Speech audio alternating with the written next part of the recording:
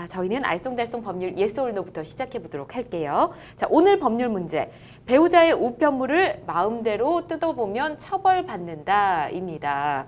부부니까 뭐 우편물 뜯어보는 거는 큰 잘못이 아니지 않을까 싶기도 한데 어쨌든 내 우편물이 아니고 다른 사람의 우편물이지 않습니까? 안 될 것 같거든요. 저는 일단 오라고 들어보도록 할게요. 자, 두 분 의견 여쭤볼까요? 배우자의 우편물을 마음대로 뜯어보면 처벌받는다. OX판 들어주십시오. 이 변호사님 먼저 볼까요? 자, O 들어주셨고 강 변호사님도 네, O 옵니다. 들어주셨네요. 아, 두 분 모두 O 들어주셨습니다. 우선 법적인 근거를 좀 정확하게 들어봐야겠죠. 이 변호사님부터 들어볼게요. 네, 일단 부부는 일신동체다. 네. 부부 간에 법적으로도 무촌이라고 해서 네. 1촌, 2촌이 아니라 촌수가 아예 없습니다. 말하자면 같은 사람이다라고 볼 수도 있고요. 또 형법 규정에는 어떤 것들이 있냐면 예. 그 친족상도례라고 해서 네, 가족 간에 아버지 물건을 훔치거나 네, 가족 간의 물건을 훔치거나 이렇게 하면 처벌하지 않는 규정도 또 있어요. 그렇죠. 예. 그런데 지금 이 경우에 지금 이 타인의 편지함을 열어본 경우에도 이게 적용되느냐? 예. 사실 그때도 적용되려면 법 규정이 있어야 되거든요. 근데 타인의 편지함을 열어보는 거는 비밀침해죄 아. 형법 제316조에서 규정하고 있는데요. 예. 이 비밀침해죄의 경우에는 친족상도례 같이 동거친족 혹은 혈족의 경우에 처벌하지 않는 규정이나 네. 혹은 뭐 고소가 있어야 한다거나 이런 규정이 전혀 없어요. 음. 완전 남남으로 똑같이 보고 있습니다. 그렇군요. 예. 그렇기 편지를 때문에 뜯어보면 타인의 안 되겠네요. 맞습니다. 아, 그렇군요. 알겠습니다. 강 변호사님 이유도 비슷할 네. 것 같은데요. 예. 일단 이 변호사님께서 비밀 침해죄가 이제 어떻게 성립하는지는 잘 설명을 해주셨고 네. 실제 사례를 하나 이제 말씀드리자면 아, 예. 그 아내한테 온 우편물을 남편이 이제 허락받지 않고 그냥 뜯어본 사례가 있었습니다. 네. 근데 아내가 그 남편을 고소했어요. 실제로. 그래요? 네, 비밀 침해다. 네. 네. 그래서 형사 고소를 했는데 이 이 사안에서 검사는 죄가 혐의가 인정된다 해서 불구속 기소를 했습니다. 근데 이제 재판에서 네. 남편이 이제 이렇게 항변을 했습니다. 부부 사이에 예. 이렇게 우편을 열어보고 이제 이렇게 살펴보는 것은 네. 사회 통념상 다 인정되는 행위다. 그러니까 내가 한 행위는 죄가 되지 않는다. 예. 뭐 법리적으로 말하자면 뭐 위법성이 조각된다 이런 표현을 하는데요. 예. 그런 주장을 했습니다. 하지만 법원에서는 이를 인정하지 않았어요. 아무리 부부 사이지만 예. 어쨌든 엄연히 타인의 이런 비밀을 침해할 수 있는 어떤 그것이 사회 통념상 허용되지는 않는다 해서 네. 벌금형을 선고한 사례가 있었습니다. 그렇군요. 두 분은 뭐 변호사시니까 누군가 이제 배우자가 있으시잖아요. 네. 이런 일을 절대 안 하실 것 같은데요?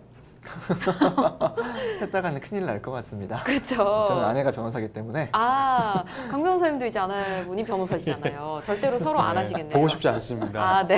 네. 알겠습니다. 비밀을 보고 싶지는 않습니다. 아, 아마 비밀 없으실 거라 생각합니다. 네, 두 그렇죠. 분. 예. 네. 자, 배우자의 지금 편지는 열어보면 안 된다라고 말씀을 해 주셨고, 근데 저희가 요즘은 뭐 이메일이라든지 휴대폰이라든지 다른 통신망들을 더 많이 쓰고 있잖아요. 네. 이메일을 열어보는 거, 이거는 어떻게 될까요? 이메일은 아까 말씀드렸던 비밀침해죄에는 규정이 어떻게 되어 있냐면은 예. 타인의 편지 등 봉함을 뜯어서 내용을 취득하는 경우를 말을 하고 있어요. 예. 근데 지금 이거는 옛날에 편지 시대에 있었던 만들어진 법이고 예. 지금은 정보통신망법이라는 법이 새로 생겼습니다. 그래서 그 법에는 타인의 정보통신망에 무단으로 침입하는 행위를 처벌을 하고 있고요. 예. 실제로 이런 일이 발생을 했었을 때 그 피의자, 피고인들이 주로 주장하는 것들은 아까 강 변호사님 말씀하셨던 사례처럼 뭐 묵시적 동의가 있었다, 사회상 규정 위반되지 않는 것이다, 그리고 정당방위에 해당한다, 네. 뭐 이런 주장들을 하거든요. 근데 이런 주장들 대부분 인용되지 않습니다. 그래서 정보통신망, 이메일, 정보통신망 침해에 해당할 수 있고요. 그리고 요즘에 휴대폰에 있는 뭐 카톡을 맘대로 본다던가 네. 휴대폰에 저장되어 있는 메시지 보는 것들도요. 사실은 이게 정보통신망이라고 볼 수 있어요. 정보통신망이 휴대전화라는 형태로 이제 클라이언트라고 하는데 거기에 있는 것이기 때문에 결국에는 서버에 침입하지 않더라도 네. 클라이언트 기기를 통해서 네. 좀 말이 좀 복잡할 수 있는데 어쨌든 침입하는 게 된다. 그러므로 핸드폰에 있는 거나 혹은 이메일 같은 것들을 함부로 열어보시면 정보통신망법 위반으로 처벌됩니다. 네, 일단 법적인 근거를 말씀드렸으니까 예. 부부라도 서로의 그 사생활이라든지 뭐 휴대폰 문자 메시지, 이메일 등은 서로 좀 지켜줘야 된다라는 내용을 좀 전해드리고요. 강 변호사님 실제로 뭐 남의 집에 배달된 택배나 편지를 가져가거나 뜯어본 사람도 있다고 하더라고요. 이것도 문제잖아요. 이거는 일상생활에서 뭐 요즘에 온라인 쇼핑이 대세 아닙니까? 그렇죠. 그래서 택배가 정말 수시로 오는데요. 사실 남에게 온 택배를 뭐 당연히 뜯어봐서는 안 되겠죠. 네. 그래서 이 사안에 이런 유형의 문제 그 사안에서도 형사 문제가 발생할 수 있습니다. 일단 타인의 택배가 자기한테 잘못 왔을 때 그 사실을 알면서도 만약에 그 택배를 뜯어본다거나 우편을 뜯어봐서 비밀을 지득했다, 네. 알아냈다. 그러면은 당연히 비밀 침해죄가 성립될 수 있을 것입니다. 그리고 타인의 물건인 거를 다 이제 확인했으면서도 알면서도 그거를 뭐 가져가 버린다거나 사용하면은 이거 역시 형법상 절도죄나 횡령죄가 성립할 수 있을 것입니다. 예. 그래서 이렇게 형사 범죄가 성립할 수 있다는 점을 말씀드리고요. 근데 여기서 중요한 것은 또 경우에 따라서는 내 건 줄 착각할 수도 있잖아요. 그렇죠. 네, 충분히요. 물론. 예. 근데 이때 문제되는 것이 바로 이제 고의입니다. 고의.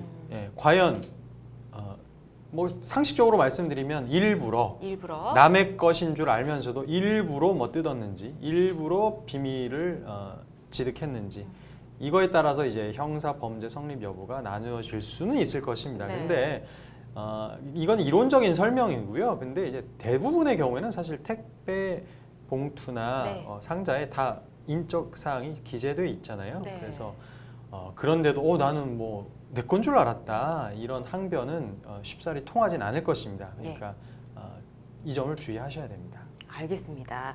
자, 남의 집에 배달된 택배나 편지 절대로 가져가거나 뜯어보면 안 되겠죠. 이런 부분까지 짚어드렸으니까 기억해 주시고요.